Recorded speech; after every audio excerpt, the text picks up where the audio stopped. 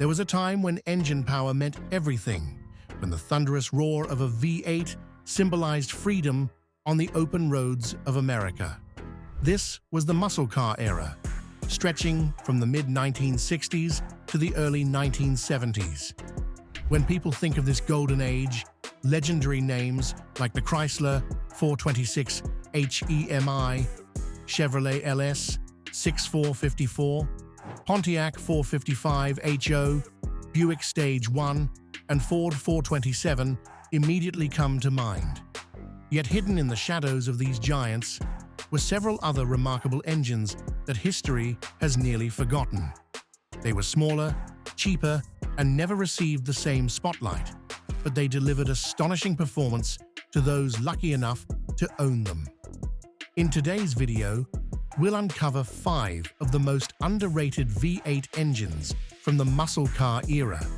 And you might be surprised to learn that some of these so-called second-tier motors had the power to stand toe-to-toe with the biggest legends of their time.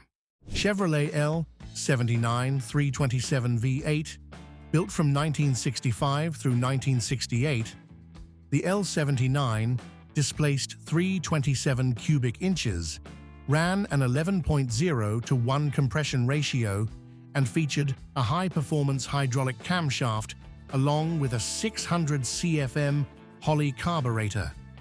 Official ratings were 350 gross horsepower in the early years and 325 gross horsepower in some later applications.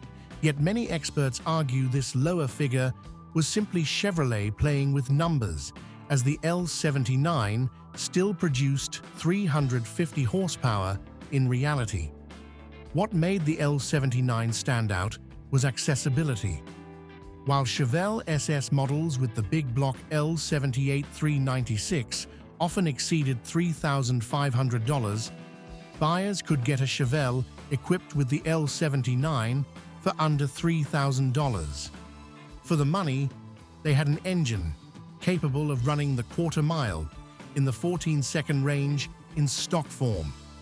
The L79 was also offered across a wide variety of Chevrolet models, from the Corvette and Chevelle to the El Camino, Nova, and even the Impala. This versatility made the L79 the people's performance engine, showing that muscle wasn't reserved only for the top-tier cars. In fact, a lightweight Nova with an L79 under the hood could easily embarrass bigger rivals on the drag strip. Another strength was its tunability. With high compression pistons, a strong hydraulic cam, and a 4-barrel carb, the L79 was a natural candidate for upgrades. Simple intake and exhaust modifications could push cars into the 13s or even 12s on the drag strip, far beyond what anyone expected from a budget small block. Though Chevrolet never gave the L79 the marketing spotlight it showered on big blocks, this engine became a hidden gem. Today, L79-equipped cars are highly sought after by collectors, not just for performance, but for their place in history. Proof that real V8 power could be affordable and widely accessible. Oldsmobile W31 350 V8. Introduced in 1968 and offered through 1970, the W31 was developed as a performance option for the Cutlass and F85 lines. At the time, small blocks were generally considered everyday engines, with true muscle reserved for big blocks.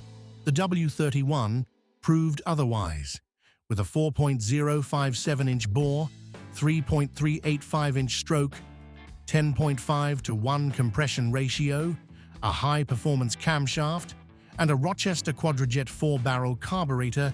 It delivered 325 gross horsepower, an impressive figure for a 350 cubic inch engine. The W31's standout feature was its ram air system.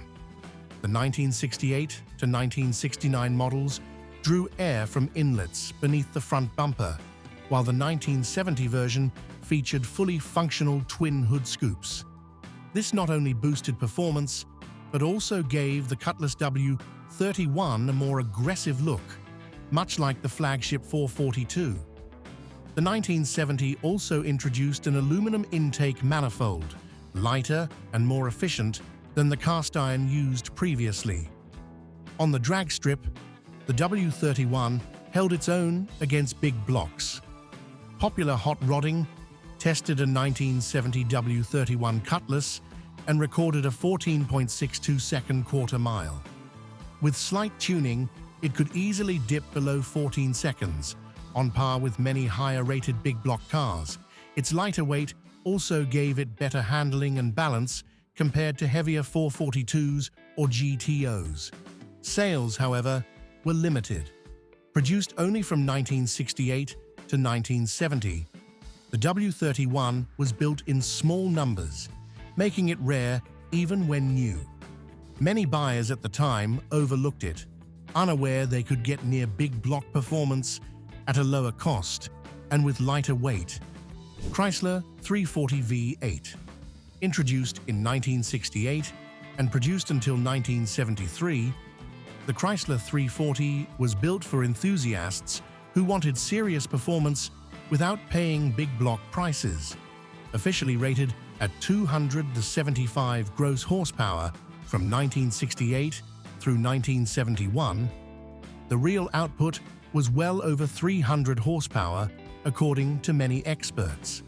In 1972 to 1973, to comply with unleaded fuel standards, Chrysler lowered the compression ratio, bringing output down to 240 net horsepower.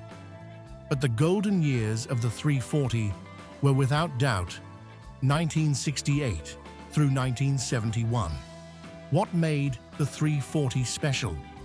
It was part of Chrysler's LA small block family, known for reliability and lightweight. With a 4.04-inch bore and 3.31-inch stroke, a 10.5 to 1 compression ratio, performance camshaft, free-flow heads, and a Carter AVS 4-barrel carburetor, the 340 was designed for spirited driving. In 1971, Chrysler improved it further, with J-heads and a thermoquad carb, making the 1971 version the most powerful, estimated at around 325 gross horsepower. On the drag strip, the 340 could punch far above its weight. Hot Rod magazine tested a stock 1971 Dodge Challenger equipped with a 340 and recorded a quarter-mile time of 14.18 seconds. To put this in perspective, Super Stock and Drag Illustrated tested a Challenger 446 pack, rated at 390 horsepower, which ran the quarter mile in 14.12 seconds. The difference was razor thin, yet the 340-powered car offered better handling thanks to its lighter weight. Price was another advantage. Not every enthusiast in the late 1960s could afford a HEMI or a 446 pack, but with the 340, buyers got nearly the same performance at a much more accessible cost. For many young drivers of the era, the 340 was the gateway to real muscle car performance. Pontiac 350 HOV8. While Pontiac is best known for its big engines like the 389, 400, or 455, few realize the company also built a formidable small block, the Pontiac 350 high-output VIF8. Introduced in 1968, the 350 HO was developed to deliver strong performance in mid-size models while remaining affordable. It featured a 3.875-inch bore, 3.75-inch stroke, 10.5 to 1 compression ratio, a Rochester Quadrajet 4-barrel carburetor, and a camshaft borrowed from the Ram Air 3400. The results were impressive: 320 gross horsepower in 1968 and 325 gross horsepower in 1969, thanks to improved cylinder heads. In real-world tests, a Firebird 350HO could run the quarter mile in the mid-14s and with minor tuning, dip into the 13-second range, remarkable for a small block engine. Unfortunately, the 350HO was quickly overshadowed. As the Ram Air 400, 428, and 455 arrived, all attention shifted to the larger power plants. Worse still, Pontiac's decision to use the standard 350 in the 1974 GTO cemented the weak 350 image in the minds of enthusiasts, leaving the HO version almost forgotten. In truth, the 350HO was a hidden gem. Lighter than big blocks, more affordable, yet still potent, it struck a perfect balance of power and practicality. Firebirds or Tempests equipped with the 350HO often looked understated compared to flashy GTOs or Trans Ams, but once the throttle was pressed, they could easily surprise rivals. Ford K-Code Hypo 289 V8. First introduced in late 1963 as an option for the Fairlane, the K-Code quickly became the heart of the Mustang when the car debuted in 1964. From 1964 and a half through 1967, the K-Code was the highest performance Mustang engine option. Rated at 271 gross horsepower, it was an impressive figure for a small block 289 cubic inch V8. The secret came from smart upgrades: a hot camshaft, solid lifters, 10.5:1 compression, performance exhaust manifolds, and a 600 CFM auto-light carburetor. What truly cemented the K-Code's reputation was its connection with Carroll Shelby. When Shelby partnered with Ford to create the GT350, the K-Code was tuned to produce 306 gross horsepower. The result was a compact Mustang capable of competing with much larger cars. A 1966 Shelby GT350 could sprint from 0 to 60 miles per hour in just 5.7 seconds and run the quarter mile in 14.5 seconds at 98 miles per hour. Staggering numbers for its era. Shelby even experimented with a supercharged version, pushing output to 390 gross horsepower and turning the Mustang into a street monster. The K-Code also powered the Shelby Cobra 289, the famous roadster that cemented Shelby's global reputation. In the Cobra, the compact K-Code was pushed to its limits, delivering explosive acceleration and a raw driving experience. By 1969, however, the K-Code's spotlight faded. The Boss 302 small block took over with its Trans Am racing pedigree, while Ford's big blocks, like the 428 Cobra Jet, stole the show with brute power. As a result, the K-Code slipped into obscurity, remembered only by hardcore Mustang enthusiasts. When we look back at the muscle car era, most of us remember the familiar legends. Yet behind the spotlight were engines that quietly proved performance wasn't only about massive displacement. They were lighter, more affordable, and often delivered driving thrills just as exciting. Today, these once overlooked machines are finally being appreciated for what they truly were.